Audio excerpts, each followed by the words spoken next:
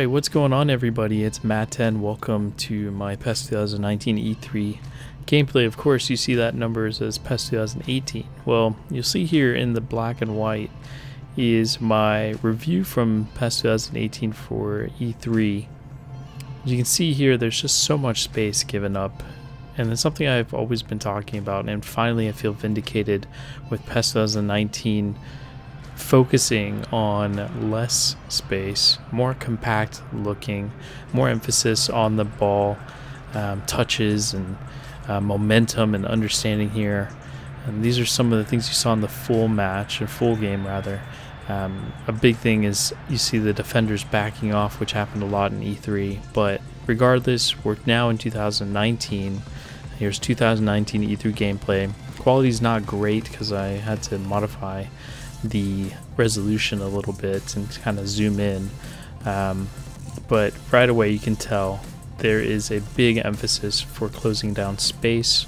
You can see off the ball, the positioning is looking so much better. The defensive midfielder is probably the most important factor that I can see for this year.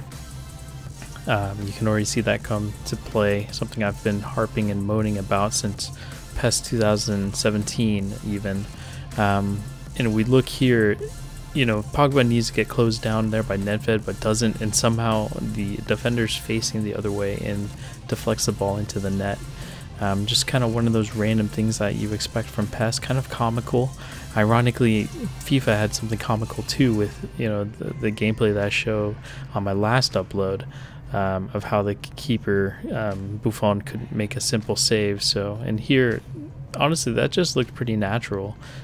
Pretty terrible defending facing away from goal, but you know, that's just PES things. Those are PES 2018 type of things that we'll see once in a while, and you'll see a couple of those things as well as we watch this video.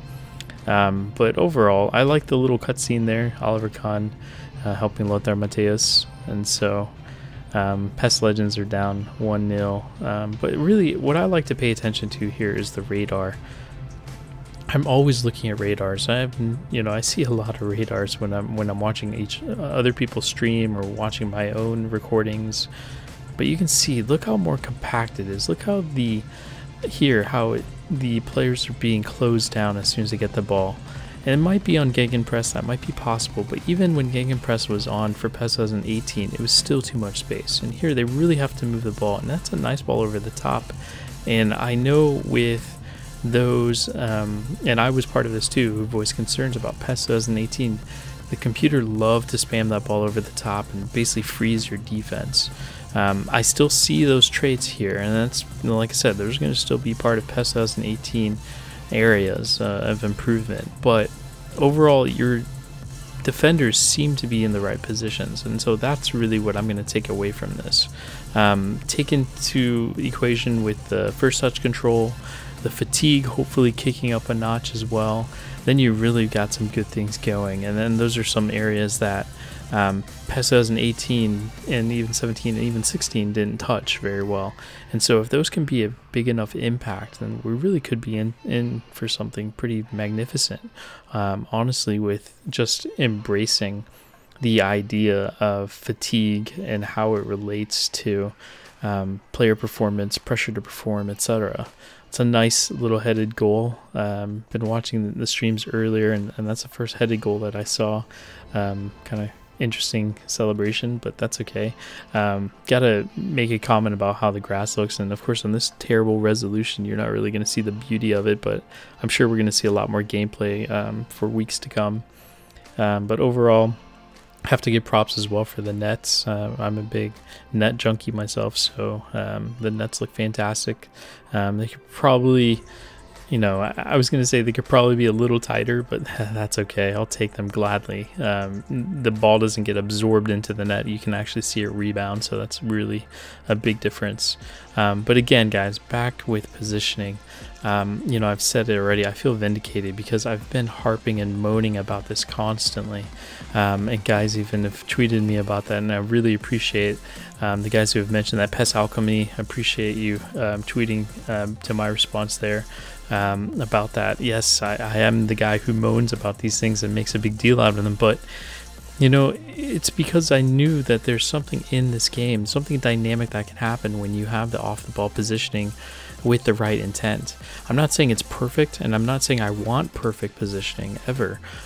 You can't have perfect positioning and then expect people to have, you know, goals to be scored in 10-minute matches. You know, that's kind of the irony of all this. But I do want there to be logic involved, and here with PES 2019, in the matches that I've seen, and this of course I pick out the one against the AI, the logic is there. It's definitely strong. Look here, remember that clip I showed in 2018, how the defender would back off right away. Instead, he's gone and not only stepped forward, he's also followed the runner deeper, but then let off on the run. So those little things make a huge difference.